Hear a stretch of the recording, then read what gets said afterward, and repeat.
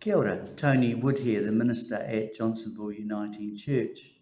And last Saturday night, along with a lot of New Zealanders, I sat down and watched the 2023 Super Rugby final between the Canterbury Crusaders and the Waikato Chiefs, which the Crusaders won in the end. But I noticed a very odd thing that appeared in the after-match interviews. The first interview after the final whistle was with All Black and Crusaders hooker Cody Taylor, who said, we had to go through hell, but we made it to heaven in the end.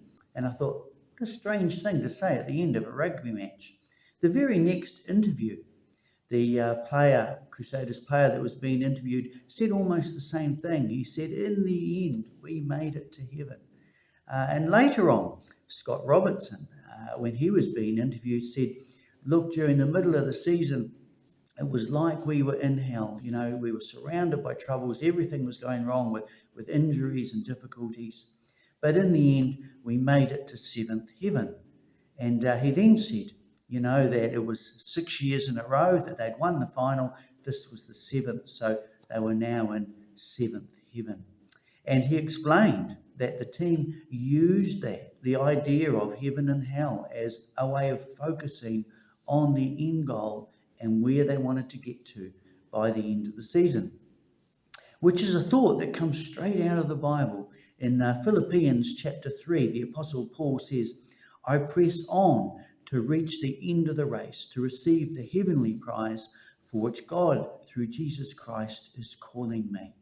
And the point that the Apostle Paul is making, just like Scott Robinson, is that an athlete is committed and determined to the goal.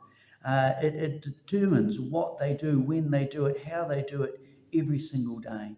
An athlete never misses their training, and they keep to a schedule because they're committed and have the end goal in view. So the thought for this week is to think about, how is my training schedule with God going?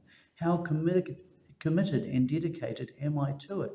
And if there's room that we think we really should be putting in some extra training, then what is it that we should be putting in that we aren't already doing, so that we always have our eyes fixed on what God is calling us toward? God bless you throughout this weekend.